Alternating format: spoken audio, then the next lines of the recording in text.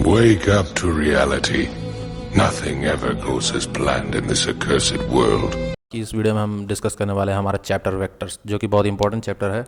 इसके अगर फंडामेंटल्स आपको क्लियर होंगे तो आगे आपको बहुत सी ऐसी जगह मिलेंगी जहाँ पर वेक्टर को सॉल्व करना होगा, रिजॉल्व करना होगा, वेक्टर का यूज़ करना होगा। तो वो चीज़ें आपको क्लियरली यहाँ पर समझनी है, ठीक है। तो कोई भी फिजिकल क्वांटिटीज़ चैप्टर यहाँ शुरू होता है कि कोई भी फिजिकल क्वांटिटीज़ जो कि हैं दो क्लासेस में डिवाइड है, जिनका नाम है स्केलर क्वांटिटीज़ और एक है वेक्टर क्वांटिटीज़। सो जिन क्वांटिटीज़ के पास सिर्फ मैग्नीट्यूड होता है उन्हें हम स्केलर क्वांटिटीज़ के अंदर गिनते हैं। फॉर एग्जांपल हमारा हो गया मास, लेंथ, टेम्परेचर, डेंसिटी। इनके पास अगर कोई कहे कि मास 5 किलो साउथ डायरेक्शन में, ऐसा तो आपने सुना नहीं होगा कभी भी। तो ऐसी चीज़ें जो मतलब जिनके पास कोई डायरेक्शन ना हो, सिर्फ मैग्नीट्यूड हो, उन्हें हम कहते हैं स्केलर क्वांटिटीज़। और ऐसी क्वांटिटीज़ जिनके पास मैग्नीट्यूड और डायरेक्शन दोनों हो, उन्हें हम बोल देते हैं vector quantities. So those quantities that have magnitude and direction both are known as vector quantities. और इनके एग्जांपल्स हैं velocity, force, momentum, displacement etcetera. ठीक है, यहाँ तक क्लियर हुआ आपको? तो वेक्टर स्टार्ट होता है हमारा। वेक्टर जो है कि इस चैप्टर का नाम है, तो हम वेक्टर्स के बारे में ज़्यादातर डिस्कस करेंगे। स्केलर क्वांटिटीज़ बस उतना ही था।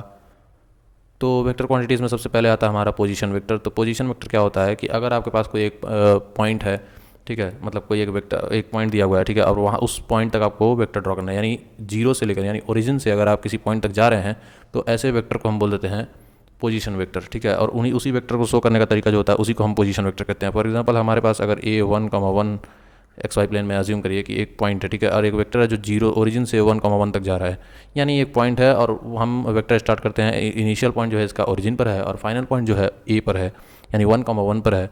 तो इसका पोजीशन वेक्टर हो जाएगा 1 - 0 I cap plus 1 - 0 J cap.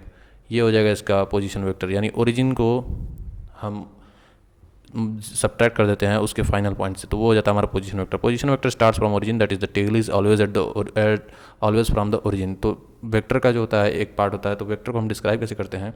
ये जो चीज़ जहाँ से वेक्टर शुरू होती है उसे हम टेल कहते हैं, यानी वो होती है हमारी स्टार्टिंग पॉइंट, और जहाँ पे एंड होती है वो होती है हमारी टर्मिनल पॉइंट, उसे हम हेड कहते हैं, ठीक है। It gives straight line distance of the object from the origin. अब यहाँ से यहाँ तक का जो डिस्टेंस है उसी को हम पोजीशन वेक्टर कहेंगे। हालांकि ये चीज़ मैंने अभी आपको समझा दी अच्छे से।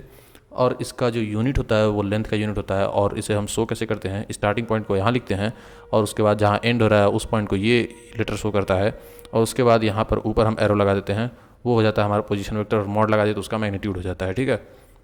तो यहाँ पर क्या कह सकते हैं? OA vector. यहाँ पे पोजीशन वेक्टर कौन सा है? OA वेक्टर, ठीक है। चलिए आगे बढ़ते हैं।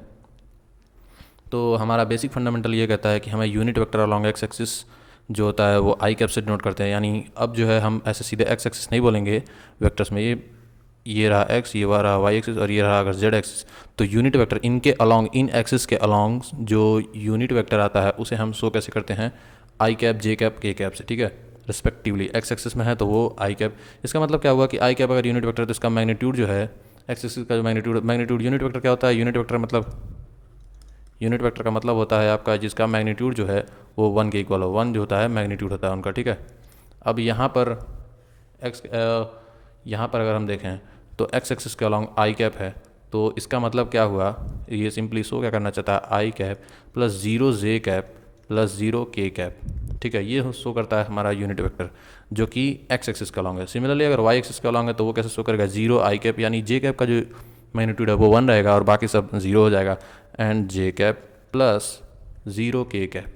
ये हो जाता है हमारा unit vector along Y axis. और unit vector along Z axis जो है हम ऐसे शो करते हैं 0 I cap plus 0 J cap plus 0 K cap, ठीक है।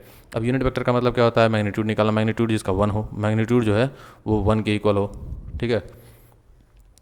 अब लेट्स से कि हमारे पास एक कोई पॉइंट है, यहाँ पर है, लेट्स से हम बोल देते हैं 1, 1, 0। अब इसका पोजीशन वेक्टर तो मैंने आपको बताया ही कि पोजीशन वेक्टर क्या होता है? Final minus initial point. तो final minus initial point in vector form, वही हो जाता है आपका पोजीशन वेक्टर। तो यहाँ पर फाइनल क्या है? ये अगर हमारा वेक्टर अगर कुछ इस तरह है तो उसका फाइनल पॉइंट क्या हो जाएगा? 1 माइनस, और एक्स एक्सिस के लिए 0 वाला, और एक्स एक्सिस के लिए हम यूनिट वेक्टर, एक्स एक्सिस के अलॉन्ग यूनिट वेक्टर हम क्या लगाते हैं? आई कैप। तो वो हो जाता है हमारा आई कैप प्लस 1 - 0 जे कैप, और सॉरी यहाँ पर तो 1 है, जे कैप, जे जो यानी वाई कोऑर्डिनेट जो है वो हमारा 1 है, ओ तो सही है, ठीक है ठीक है ठीक है, ये सही जा रहा है, well and good. 1 minus zero हो गया आपका, यानी फाइनल पॉइंट 1, फिर 1, और फिर ये हमारा 0 माइनस जीरो के कैप। हम ओरिजिन को सब्ट्रैक्ट कर रहे हैं, तो यहाँ पर जो हमारा इनिशियल पॉइंट है वो ये 0 होगा, तो 0 तो इनिशियल पॉइंट रहेगा ही, और फाइनल पॉइंट क्या है हमारा 1 1 0 1 1 0, ठीक है। तो इसी को हम अगर शो कर दें तो ये हो जाएगा हमारा 1 आई कैप प्लस 1 जे कैप प्लस 0 के कैप। तो ये हो गया हमारा पोजीशन वेक्टर, हम इसे नाम दे देते हैं ओ के, ठीक है। तो ये हो गया हमारा ओ के वेक्टर। अब अगर बात आई कि हमसे किसी ने पूछा कि ओ के वेक्टर का मैग्नीट्यूड बताओ, तो मैग्नीट्यूड निकालने के लिए हमें आना चाहिए ये तरीका। तो ये तरीका है हमारा मैग्नीट्यूड निकालने का। ओ के वेक्टर है आपके पास, अब इसका मैग्नीट्यूड निकालना है तो मॉड साइन लगा दीजिए और अंडर रूट ले लीजिए। अब इसके बाद अंडर रूट में हम क्या करते हैं, जो कोफिशिएंट्स होते हैं आई कैप जे कैप और के कैप के, उनका स्क्वायर करके हम सम कर देते हैं, ठीक है। तो आई कैप का कोफिशिएंट 1, 1 का स्क्वायर प्लस फिर से 1, 1 का स्क्वायर, फिर के का कोफिशिएंट 0, 0 का स्क्वायर। तो यहाँ पर हमारा ओ के वेक्टर का जो मैग्नीट्यूड आ रहा है वो है √2 यूनिट्स, ठीक है। तो ये तरीका मैंने आपको सिखा दिया कि आप मैग्नीट्यूड कैसे निकालेंगे, ठीक है। मैग्नीट्यूड निकालने का सिंपल तरीका होता है कि जो वेक्टर दिया गया वो वेक्टर ले लीजिए और उनके आई कैप जे कैप और के कैप के कोफिशिएंट्स का स्क्वायर करके सम कर दीजिए, तो उससे जो है आपके पास उसका उस वेक्टर का जो है मैग्नीट्यूड मिल जाएगा, ठीक है। अब बात आती है हमारी डिस्प्लेसमेंट वेक्टर की। तो डिस्प्लेसमेंट वेक्टर जो होता है, change in position of the particle in a particular direction is called displacement, is shown by drawing vectors from initial to terminal point. तो यहाँ पर जो है हमारा वेक्टर है जो शो कर रहा है, ये इनिशियल पॉइंट है और ये इसका फाइनल पॉइंट है, इसी वेक्टर को हम कहेंगे डिस्प्लेसमेंट वेक्टर, ठीक है। ये जो इनिशियल एंड फाइनल पे डिपेंड करता है, इनिशियल एंड फाइनल पे जो डिपेंड कर रहा है उसे ही हम बोलेंगे डिस्प्लेसमेंट वेक्टर। अब इससे कोई मतलब नहीं है कि आप ए से बी पर आप इस ट्रैक से गए हों, या फिर कुछ ए से एल पे गए हों, फिर एम पे गए, फिर एन पे बी पे गए हों, तो इससे कोई मतलब नहीं है। इसका मतलब क्या, ये डिपेंड क्या करता है, ऐसा वेक्टर जो डिस्टेंस को शो करे इसके फाइनल और इनिशियल पॉइंट से, उसे हम बोल देते हैं डिस्प्लेसमेंट वेक्टर, ठीक है। तो यहाँ पर डिस्प्लेसमेंट वेक्टर हमारा हो गया ए बी। तो ए से बी पर जाने के लिए जो वेक्टर हम शो करते हैं उसी वेक्टर को हम बोल देते हैं डिस्प्लेसमेंट वेक्टर, ठीक है। अब ये पाथ पे डिपेंड करता नहीं, displacement vector, displacement is a vector as it possess both magnitude and direction. अब यहाँ पर जो देख रहा है ये मैग्नीट्यूड भी होगा, ये जो यूनिट है यहाँ से यहाँ तक का जो डिस्टेंस है इसका कुछ लेंथ भी होगा, तो वो जो है डिस्प्लेसमेंट वेक्टर क्या पॉसेस करता है, लेंथ का यूनिट पॉसेस करता है, यानी इसके पास मैग्नीट्यूड भी है,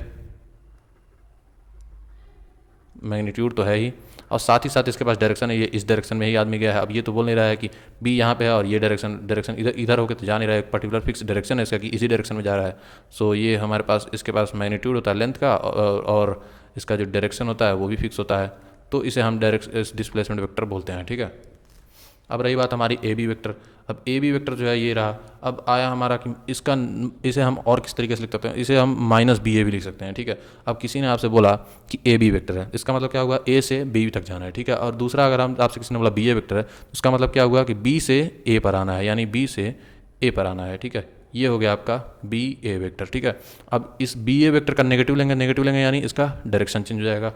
तो डायरेक्शन चेंज हो जाएगा तो बी ए वेक्टर का डायरेक्शन क्या होगा, माइनस बी ए आपका ये हो जाएगा, ये हो गया आपका माइनस बी ए वेक्टर, ठीक है।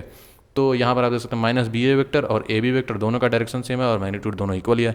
तो यहाँ से हम कह सकते हैं कि हम ए बी को माइनस बी ए भी ऐसे लिख सकते हैं, ठीक है। तो यहाँ पर आप देख सकते हैं A B is equal to minus B A भी लिख सकते हैं। तो ये एक तरीका हो गया कि मतलब एक वेक्टर को दूसरे तरीके में कैसे लिख सकते हैं नेगेटिव वगैरह लगा के। हालांकि इतना कोई इंपॉर्टेंट नहीं है, पर फिर भी अगर ऐसे दे दिया है तो आप वेक्टर को सॉल्व करेंगे तो कई जगह आपको ये चीज़ें फंसा देंगी, ठीक है। तो ये चीज़ समझ लीजिए, A B is equal to minus B A भी लिखा जा सकता है। ऑर्डर चेंज कर दिया, उसके बाद फिर से नेगेटिव लगा दिया तो फिर से ऑर्डर चेंज हो जाएगा। अब रहा हमारा ए वेक्टर। अब कोई आदमी अगर यहाँ शुरू होकर वहीं पे खड़ा हो जा रहा है या फिर यहाँ से शुरू होकर वापस वहीं पे आ जा रहा है, तो उसका डिस्प्लेसमेंट क्या है, यानी इनिशियल भी आई फाइनल भी आई, तो उसका क्या हो जाएगा, जीरो वेक्टर। यानी उसने 0 I cap 0 J cap 0 K cap का डिफरेंस ट्रैवल किया है, तो वो हो जाता है हमारा A vector is equal to 0 vector. यानी जहाँ से स्टार्ट किया वहीं पे एंड हो गया, उसे हम बोल देते हैं 0 वेक्टर, ठीक है। अब कुछ प्रॉपर्टीज़ आती हैं डिस्प्लेसमेंट वेक्टर की। तो डिस्प्लेसमेंट वेक्टर के पास यूनिट जो होता है वो लेंथ का होता है, फॉर एग्जांपल मीटर वगैरह एटसेट्रा, इन सब चीज़ों में ही इसे मेजर किया जाता है। It can be positive, negative और जीरो। ये पॉजिटिव हो सकता है, जीरो हो सकता है, नेगेटिव भी हो सकता है। एक्चुअल डिस्टेंस जो होती है वो डिस्प्लेसमेंट से हमेशा बड़ी होती है, ठीक है। अब ये डिस्प्लेसमेंट हम क्या होता है, डिस्प्लेसमेंट जो है वो हमारा इनिशियल एंड फाइनल पे ही डिपेंड करता है, इनिशियल एंड फाइनल पे डिपेंड करता है, ठीक है। तो यहाँ पर हम इनिशियल और फाइनल देखते हैं डिस्प्लेसमेंट है, जबकि एक्चुअल डिस्टेंस अगर देखें, कोई आदमी अगर यहाँ से यहाँ जा रहा है तो ऐसे भी तो जा सकता है, अगर रोडवेज ना हो तो इस तरह जाएगा। अब ये रहा आपका डिस्प्लेसमेंट वेक्टर, और ये अगर डिस्टेंस अगर कहते हैं हम तो ये एक ज़्यादा डिस्टेंस हो गया, तो वही सो गया था कि एक्चुअल डिस्टेंस जो है वो डिस्प्लेसमेंट से या तो बड़ा होता है या फिर इक्वल होता है। ये एक इंपॉर्टेंट प्रॉपर्टी है, ठीक है। Displacement does not tell you about the actual path covered, यही ऊपर वाली बात बताई जा रही है कि अब डिस्प्लेसमेंट वेक्टर जो है वो सिर्फ डायरेक्शन और मैग्नीट्यूड बताता है, ये लेकिन ये नहीं बताता है कि एक्चुअल पाथ कितना कवर किया गया है। Displacement depends on initial and final point, ये चीज़ मैं कई बार बोल चुका आपको, ठीक है। अब आई हमारी बात डिस्प्लेसमेंट वेक्टर की, तो यहाँ पर जो है ये रहा हमारा position vector at T point पे, ठीक है, और ये रहा एक position vector at T dash यानी टी डैश पॉइंट पे, ठीक है। तो इसका डिस्प्लेसमेंट वेक्टर हम कैसे लिखेंगे, तो इसका इनिशियल पॉइंट ये है और फाइनल पॉइंट ये है, तो इसका डिस्प्लेसमेंट वेक्टर हम कैसे लिखेंगे, 2 रहा हमारा final point minus initial point क्या है 2, ये रहा हमारा आई कैप, प्लस 2 हमारा रहा फाइनल पॉइंट जो कि जे वाई कोऑर्डिनेट है, माइनस इनिशियल पॉइंट क्या है ये 1 है ए, तो 1 जे कैप, तो ये हो जाएगा आपका 0 I cap plus 1 J cap. तो ये हमारा शो कर रहा है डिस्प्लेसमेंट वेक्टर, तो डिस्प्लेसमेंट वेक्टर भी आप अच्छी तरह समझ गए होंगे, ठीक है। और यहाँ पर मैंने एक एग्जांपल भी शो करके दिखा दिया कि शो मतलब ऐसे बताते कैसे हैं डिस्प्लेसमेंट वेक्टर को शो कैसे करते हैं या फिर सॉल्व कैसे करते हैं, ओके। जनरल नोटेशन की बात करें तो A vector can be parallel to itself, या तो वेक्टर पैरेलल होगा, यहाँ पर आप देख सकते हैं अगर ये वेक्टर ए है तो ये वेक्टर भी ए ही वेक्टर क्योंकि इसके पास मैग्नीट्यूड और इसके पैरेलल भी है, या फिर अगर हम कहें कि A vector and B vector, तो वेक्टर जो बी जो है vector B is parallel to vector A, ठीक है।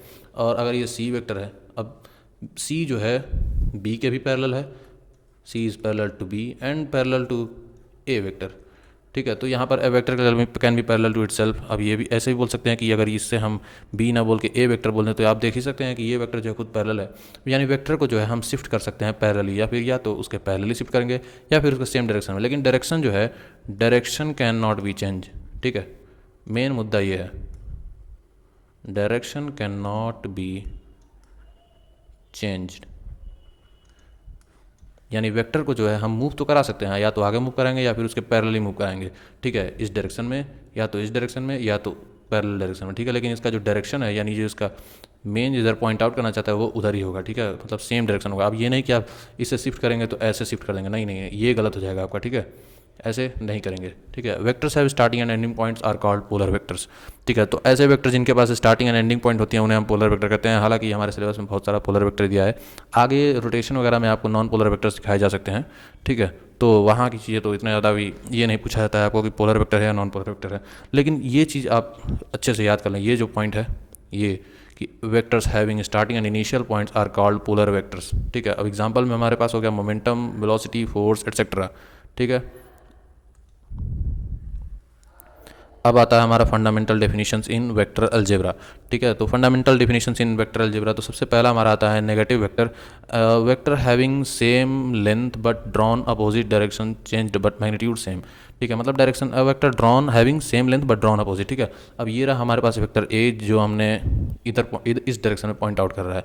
अब इसी वेक्टर को हमने रिवर्स कर दिया, जिसका डायरेक्शन जो है इधर था उसे हमने इस डायरेक्शन में कर दिया, और उसके बाद ये वेक्टर जो हो गया हमारा और मैग्नीट्यूड सेम रखा, तो इसे ये जो माइनस ए वेक्टर है, जो नया वेक्टर जो हमने बनाया है, यानी ये वाला वेक्टर जो है हमारा ये हो गया हमारा नेगेटिव ऑफ वेक्टर ए।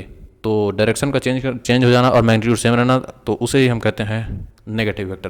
किसी वेक्टर का अगर नेगेटिव लेना तो उसके डायरेक्शन को बस चेंज कर दिया, मैग्नीट्यूड को सेम रहने दीजिए, ठीक है। अब आता है हमारा इक्वल वेक्टर, दो vector having same magnitude and same direction, यानी अगर कोई दो वेक्टर्स हैं, वेक्टर ए ये रहा और वेक्टर बी ये रहा, तो इन्हें हम कब कहेंगे कि ये सेम वेक्टर यानी इक्वल वेक्टर्स, इन्हें तभी कहेंगे जब इनके पास सेम डायरेक्शन हो और इनका मैग्नीट्यूड यानी मॉड लेने पर भी दोनों की जो मैग्नीट्यूड आ रही है मैग्नीट्यूड भी सेम ही हो, यानी direction same plus magnitude, direction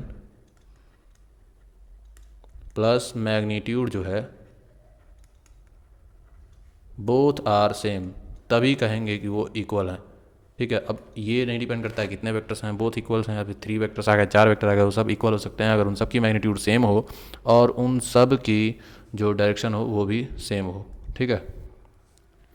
अब बात आती है हमारी को इनिशियल वेक्टर की। तो vectors having same initial point, जो भी दो वेक्टर्स जिनके पास सेम इनिशियल पॉइंट हो या फिर दो से ज़्यादा वेक्टर जिनके पास सेम इनिशियल पॉइंट हो, उन्हें हम कहते हैं को इनिशियल वेक्टर्स। ठीक है, ये रहा हमारा ओ क्यू वेक्टर और ये रहा ओ पी वेक्टर। अब स्टार्ट तो दोनों ओ से ही हो रहे हैं, तो यहाँ पर हम बोल देंगे O Q and O P R को इनिशियल वेक्टर्स, को इनिशियल वेक्टर्स। ठीक है, अब बात आती है हमारी कोलिनियर वेक्टर्स की। तो वेक्टर्स है acting along the same line और along the parallel lines irrespective to the direction. यानी कोलिनियर वेक्टर्स क्या होगा, जो पैरेलली एक्ट कर रहा है। अब डायरेक्शन नहीं मैच करता है कि या तो नेगेटिव डायरेक्शन में हो या फिर उसके सेम डायरेक्शन में हो, वो नहीं मैटर करता है। यहाँ पर बस मैटर क्या करता है कि कोलिनियरिटी। कोलिनियरिटी का मतलब कि प्लेन, मतलब सेम एक ही डायरेक्शन में, मतलब कि पैरेलल होने चाहिए। पैरेलल होना ही यहाँ पे मेन कंसेप्ट है। तो पैरेलल होना क्या, ये अगर ए वेक्टर है और ये बी वेक्टर है, दोनों एक ही लाइन ऑफ इम्पैक्ट में है, मतलब पैरेलल इन्हें भी कह सकते, कोलिनियर एक ही लाइन पर है। यहाँ पर ए और बी पैरेलल है, यहाँ पर ए और बी जो है पैरेलल है बट अपोजिट डायरेक्शन में है, फिर भी ये सारे वेक्टर्स जो हैं वो कोलिनियर हैं, तो इसे ही हम बोलते हैं कोलिनियर वेक्टर्स। ठीक है, अब आता है multiplication of vectors by real number. तो ये चीज़ तो है हमारा, कोई किसी नंबर से वेक्टर को मल्टीप्लाई करते हैं तो या अंदर मल्टीप्लाई ब्रैकेट के, तो ब्रैकेट के बाहर वो नंबर आ जाता है, या फिर उसमें से कुछ कॉमन ले लेंगे वो आ जाता है वेक्टर के अंदर। फॉर एग्जांपल अगर हमारे पास 2i कैप है plus 2j cap plus 2k cap है, तो इसे हम 2 कॉमन कर सकते हैं, i cap plus j cap plus k cap कर सकते हैं। ये चीज़ बताना चाहता है। अब यहाँ पर मैग्नीट्यूड अगर मॉड लगा दें तो जो n होता है यानी हमारा रियल नंबर वो बाहर निकल जाएगा और वेक्टर सेम रह जाएगा। अब रहा है हमारा कि अगर n जो है पॉजिटिव रियल नंबर है तो n तो सिंपली ऐसे मॉड लेके बाहर लगा देंगे, और अगर नेगेटिव रहा तो नेगेटिव आगे हो जाएगा।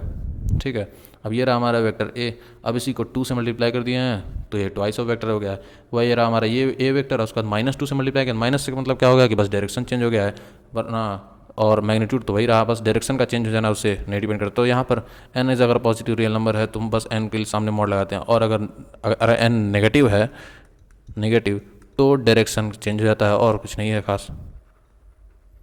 ठीक है, अब बात आती है हमारी एडिशन ऑफ वेक्टर। तो सेम डायरेक्शन में जो वेक्टर्स हों, दो वेक्टर्स हों, अगर एक फोर्स इस डायरेक्शन में लग रहा है और दूसरा भी इसी डायरेक्शन में लग रहा है, तो इन दोनों फोर्सेस, ये दोनों फोर्सेस ऐड हो जाती हैं। अगर आप किसी ब्लॉक को धक्का दे रहे हैं, दो लोग कोई धक्का दे रहे हैं, 2 पर्सन अगर किसी ब्लॉक को धक्का दे रहे हैं, अगर दोनों फोर्स लगा रहे हैं, तो ये जो है दोनों एडअप होकर फोर्स ये आगे मूवमेंट करेगा। और वहीं अगर हम एक पर्सन इधर से फोर्स लगा रहा है और एक इधर से फोर्स लगा रहा है, दोनों अपोजिट डायरेक्शन में, तो और अगर दोनों अपोजिट डायरेक्शन में फोर्स लगा रहे हैं तो एक माइनस हो जाता है। वो चीज़ यहाँ पर दी गई है सेकंड पॉइंट में। अगर ये जो वेक्टर p है वो इस डायरेक्शन में कुछ वो शो कर रहा है, और ये q वेक्टर जो है वो इस डायरेक्शन में शो कर रहा है। अगर दोनों अपोजिट डायरेक्शन में हैं तो उन्हें हम सब्ट्रैक्ट कर देते हैं, और अगर सेम डायरेक्शन में है तो दोनों वेक्टर्स एड अप हो जाते हैं। 2 या 2 से ज़्यादा भी हो सकते हैं। ये हमने बस सिंपलेस्ट रेशियो लिया है, मतलब सिंपल वे में दिखाने के लिए। अब ये नहीं कि आपसे किसी ने कह दिया कि नहीं भैया 3 वेक्टर्स लगा रहे हैं तो आप 3 को भी ऐड कीजिए ना, तो 3 को भी ऐड करेंगे भैया, अगर तीनों सेम डायरेक्शन में तो। ठीक है, 2 vectors inclined at right angle are simply added. अब देखिए, अगर 2 वेक्टर्स हैं, एक ये रहा हमारे पास p वेक्टर और ये रहा q वेक्टर, और इन दोनों वेक्टर्स के जो बीच में एंगल है वो 90 डिग्री है, तो हम दोनों वेक्टर्स को ऐड अप कर देते हैं। ठीक है, वो हमारा रिजल्टेंट देता है, ये हमारा जो ऐड हो गया है r vector is equal to p plus q vector. ठीक है, ये सिंपली ऐड हो जाता है, ये एक प्रॉपर्टी है, इसे आप याद कर लीजिएगा, simply added. 2 vectors are inclined at right angle are simply added. अब यहाँ से शुरू होता है हमारा triangle law of vector addition. ठीक है, तो यहाँ पर हमें triangle law of vector addition में क्या कहता है कि अगर आपके पास कोई 2 वेक्टर्स हैं तो एक का टेल दूसरे के हेड से मिला दीजिए। यानी हम q वेक्टर का जो है, इसका जो टेल है, ये जो टेल है, इसको हम p के हेड से मैच कर दें, मतलब p के हेड पे अगर ला कर रख देते हैं तो वो हो जाता है हमारा triangle law of vector addition. यही चीज़, यानी यहाँ पर ये दोनों टेल और हेड मैच करती हैं। अब उसके बाद जो है क्या करना है, आपको किसी एक का टेल पकड़ना है और सामने वाले के हेड से मैच आउट कर देना है। ठीक है, यानी एक और स्ट्रेट लाइन बना देनी है और इस ट्राइंगल को कंप्लीट कर देना है, कंप्लीट द ट्राइंगल। अब कंप्लीट करने के बाद आपको जो ये साइड मिली है, ये वाली जो साइड है, ये वाली, लेट्स से हम अगर ABC एक ट्राइंगल बन रहा है तो AC जो साइड है, AC is equal to AB plus BC vector, यानी R जो है वो P vector plus Q vector के इक्वल आ जाएगी। यही चीज़ ट्राइंगल लॉ हमें समझाता है। ठीक है, ये चीज़ तो आपकी क्लियर हो गई। तो इसमें बस यही नोट डाउन करना है कि एक का टेल दूसरे के हेड से मैच कर दो, उसके बाद किसी एक के टेल से स्टार्ट कर दो एक नया वेक्टर, और वो जो नया वेक्टर होगा वो उन दोनों वेक्टर के सम के इक्वल आपको रिजल्टेंट देगा। ठीक है, ये रहा हमारा triangle law of vector addition. और अगर किसी ने कहा नहीं भैया हम ट्रायंगल लॉ ऑफ एडिशन नहीं लगाएंगे, तो उसके लिए है पैरेललोग्राम लॉ ऑफ एडिशन, जिसमें आपको दोनों के टेल से टेल को मिला देना है। और उसके बाद जो एक अब यहाँ पर ये रहा हमारा टेल से टेल, इसको मैच कर दिया हमने। अब यहाँ पर जो अगला रिजल्टेंट आएगा, अब टेल से टेल मैच करने के बाद हमें एक पैरेललोग्राम कंप्लीट करना पड़ेगा, तो इसी वेक्टर को शिफ्ट करेंगे पैरेलली, तो यहाँ पर आ जाएगा यही सेम वेक्टर। तो यहाँ पर ए बी का जो लेंथ होगा, A B will be equal to D C, ठीक है, नहीं वेक्टर तो नहीं है ये, तो A B is equal to D C होगा। और वहीं पर D A is equal to B C होगा, D A is equal to B C होगा, तब तो हमारे पास पैरेललोग्राम कंप्लीट होगा। और उसके बाद जहाँ पर दोनों के टेल मैच किए हैं वहाँ से एक वेक्टर ड्रॉ करिएगा, यानी एक डायगोनल ड्रॉ करिएगा जो कि वेक्टर की तरह बनेगा। और डायगोनल को ज्वाइन करने के बाद जो वेक्टर बन रहा है हमारा, वो होगा हमारा रिजल्टेंट, और वो भी यही होगा, R vector is equal to P vector plus Q vector. हालांकि इनडायरेक्टली हम यहाँ पर भी ट्रायंगल लॉ ही लगा रहे हैं, बस नाम अलग कर दिया गया है। क्योंकि यहाँ पर अगर हम देखें तो ये रहा हमारा एक वेक्टर और दूसरा एक वेक्टर का हेड और दूसरे वेक्टर का टेल यहाँ पे ज्वाइन हुआ और वही हमारा रिजल्टेंट बन गया। तो ट्रायंगल लॉ और पैरेललोग्राम लॉ सिमिलरली सेम ही है, मतलब एक तरह से कहें तो सेम ही है, ठीक है। तो triangle law of vector addition follows from the parallelogram law of vector addition, ठीक है। तो वही चीज़ बताया यहाँ पे, A D is equal to B C है, A D is equal to B C है, तो यहाँ पर ट्रायंगल लॉ बन गया यहाँ पर आपका। सो वही हो जाता है, R is equal to vector P plus Q vector, R vector is equal to P plus Q vector, ठीक है। अब आता है vector addition is commutative and associative. Commutative मतलब कि ऑर्डर को चेंज करने के बाद भी उनका रिजल्टेंट सेम बदलेना। तो p प्लस क्यू वेक्टर है हमारे पास, तो उसे हम q प्लस पी वेक्टर भी लिख सकते हैं, वो हमारा हो गया कम्यूटेटिव शो कर रहा है। a plus B plus C vector जो हो गया वो हम a plus B plus C same लिखा हुआ है, बस ब्रैकेट को इधर उधर करने से इन्हें कोई फर्क नहीं पड़ेगा, वो हो गया हमारा एसोसिएटिव। बस एडिशन और सब्ट्रैक्शन में फ़र्क पड़ता है, ठीक है। एडिशन में ही फ़र्क पड़ता है कि एडिशन में हम कह सकते हैं कि कम्यूटेटिव और एसोसिएटिव होते हैं, ठीक है। सब्ट्रैक्शन हो तो यहाँ पे तो चीज़ें चेंज होती जाएंगी ब्रैकेट हटाने के बाद, ठीक है। अब बात आती है हमारी parallelogram law of vector addition. तो यहाँ पर parallelogram law of vector addition क्या कहता है कि आप सारे वेक्टर्स को ऐसे अलाइन कर लीजिए कि एक का टेल दूसरे के हेड से ज्वाइन हो जाए और उसके बाद फाइनल एक पैरेललोग्राम कंप्लीट करिए, ठीक है। और वो जो लास्ट साइड होगी जो पैरेललोग्राम को कंप्लीट करेगी वो सारे वेक्टर्स के सम के इक्वल होगी, ठीक है। अब ये चीज़ यहाँ पर प्रूव करनी है। तो यहाँ पर जो वेक्टर ओ एल है, ओ एल साइड जो है, तो हम इसे ओ एल वेक्टर को जो कह सकते हैं वो होगा हमारा ओ के वेक्टर प्लस के एल वेक्टर। तो ओ एल वेक्टर क्या हो गया हमारा, ओ एल हो गया हमारा रिजल्टेंट। तो ओ एल वेक्टर को हम क्या लिख सकते हैं, vector A plus vector B, ठीक है। तो ओ एल वेक्टर हो गया हमारा ए प्लस बी। अब यहाँ पर ओ एम वेक्टर में ट्रायंगल लॉ लगाएंगे तो ओ एम वेक्टर जो होता है हमारा फाइनल वो बन रहा है यहाँ पर, ये इसका हेड ओ एल का हेड और एल एम का टेल ज्वाइन करने के बाद, तो ये हमारी होगी रिजल्टेंट साइड। तो रिजल्टेंट साइड ओ एम जो होगी वो होगी हमारी O L vector plus L M vector. तो ओ एम वेक्टर हो गया आपका O L vector plus L M. तो ओ एल की जगह पर हम क्या लिखेंगे, vector A plus vector B plus L M vector के लिए हम क्या लिखेंगे, सी वेक्टर। सो ये हो गया हमारे पास सी वेक्टर। अब बात आई हमारी आखिरी ट्रायंगल की, तो ये रहा वो आखिरी ट्रायंगल जिसको हम कहेंगे ओ एम एन। तो ओ एम एन में वेक्टर में हम देखें तो ओ एन वेक्टर जो है, O N vector is equal to आपका हो जाएगा O M vector plus M N vector, ठीक है। तो ओ एम की जगह पे हम क्या लिख सकते हैं, vector A plus B plus C. तो vector A plus vector B plus vector C plus M N vector की जगह पे हम क्या लिख सकते हैं, vector D. So D vector ये रहा। अब यही चीज़ हमें प्रूव करनी थी कि ये हमारा पैरेललोग्राम लॉ ऑफ एडिशन है। तो सारे वेक्टर्स को हमने अलाइन कर दिया। वेक्टर्स ऐसे दिए थे, एक ये दिया था, एक ऐसे दिया था, फिर एक ऐसे दिया था, फिर एक ऐसे दिया था। अब इन सारे वेक्टर्स को ज्वाइन किया हमने, एक पॉलीगन बनाया और उसके बाद जो है आखिरी साइड को हमने ज्वाइन करते हुए एक नया रिजल्टेंट वेक्टर बनाया जो कि सारे वेक्टर्स के सम के बराबर रहता है। वही चीज़ हमें बताता है polygon law of vector addition. अब आता है analytical method of vector addition. अब ये सब तो रहा, प्लस कर दो माइनस कर दो, ये सब तो बताने के लिए, ठीक है। अब रियल मैथमेटिक्स यहाँ से शुरू होती है, ठीक है। तो ये रहा हमारे पास vector p plus vector q। अब ये आर रिजल्टेंट वेक्टर जो है, R vector according to simple हमें होता है वो तो बता रहा है, vector R is equal to P vector plus Q vector, ठीक है। लेकिन अब यहाँ पर जो है हम ऐसे सिंपली तो लिख नहीं सकते हैं, अब हमारे पास मैथमेटिकल पूरा प्रूफ होना चाहिए। सो यहाँ पे हम चलते हैं प्रूफ करने, analytical method of vector addition. तो यहाँ पर हम देखते हैं हमारे पास ये रहा ट्रायंगल ए बी सी, ठीक है। अब हमें इस आर रिजल्टेंट वेक्टर की जो है लेंथ मतलब फाइंड लेंथ जो है फाइंड आउट करनी है, यानी आर वेक्टर को फाइंड आउट करना है, ठीक है।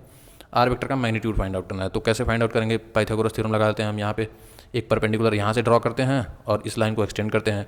तो ये हमारा जो AEC जो है वो हमारा राइट एंगल्ड ट्राइंगल बन रहा है, ठीक है।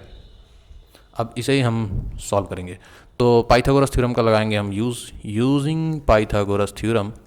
तो पाइथागोरस थ्योरम क्या कहता है, h square is equal to P square plus B square, जो कि बहुत ही बेसिक चीज़ है, वो हमें तो आती ही होगी।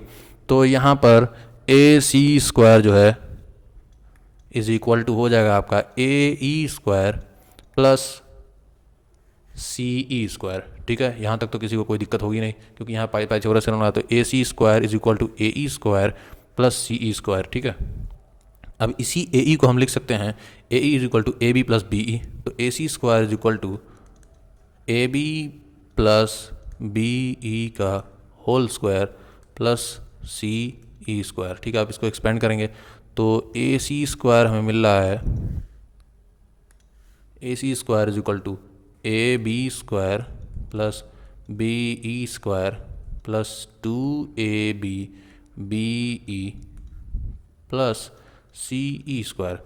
तो यहाँ से हम फाइंड आउट कर रहे हैं कि CE स्क्वायर यानी CE square plus BE square, तो ये एक अलग राइट एंगल ट्रायंगल हो गया, ठीक है। CE square plus BE square, तो CE square plus BE square को हम क्या लिख सकते हैं, BC स्क्वायर। तो इन्हें हम अलग कर लेते हैं, तो ये हमारे पास आता है AC square equal to AB square plus BC square plus 2AB dot BE, ठीक है। ये चीज़ हमने इन दोनों को मर्ज करके हमने जो है इसको और इसको मर्ज करके हम लिख दिया है BC स्क्वायर, ठीक है। अब यहाँ पर आई हमारी बात, हमें AB BC और CA में लाना है, तो BE को एलिमिनेट कैसे करेंगे, तो यहाँ पर हम पाइथागोरस थ्योरम का इस्तेमाल करेंगे, थोड़ा सा ट्रिग्नोमेट्री का यूज़ करेंगे। तो यहाँ से हम फाइंड आउट करते हैं cos theta is equal to BE by BC, यानी बेस अपॉन हाइपोटेन्यूज, ठीक है। तो BE के जगह पे हम लिख सकते हैं BC cos थीटा। अब यहीं पे हमें BC को रिमूव करके BE को रिमूव करके BC cos थीटा लगा देना है। तो AC square is equal to AB square plus BC square plus 2AB dot BC cos theta. अब हम सिंपली AB और BC की जगह पे हम अपना P और Q वेक्टर लिख दे रहे हैं और AC की जगह पे R वेक्टर लिख दे रहे हैं। तो R square is equal to P square plus Q square plus 2P, ये स्क्वायर है समझ लीजिए आप, एक सेकंड में ऐसे रिमूव कर देता हूँ, ये आपका Q square plus 2PQ cos theta. अब इसी R स्क्वायर को हम R लिख दें तो ये हो जाता है हमारा रिजल्टेंट, और रिजल्टेंट क्या आता है P square plus Q square plus 2PQ cos theta. तो यही होता है हमारा रिजल्टेंट वेक्टर का मैग्नीट्यूड, और रिजल्टेंट वेक्टर का मैग्नीट्यूड हम निकालते हैं इस तरह, ठीक है। हमारे पास अगर कोई P वेक्टर दिया Q वेक्टर दिया तो P स्क्वायर कर देंगे, Q स्क्वायर कर देंगे प्लस 2PQ cos थीटा। अगले वीडियो में मैं आपको इसका एग्जांपल भी अच्छे से दे दूंगा। Thank you so much, video में बने रहने के लिए बहुत बहुत शुक्रिया, थैंक यू।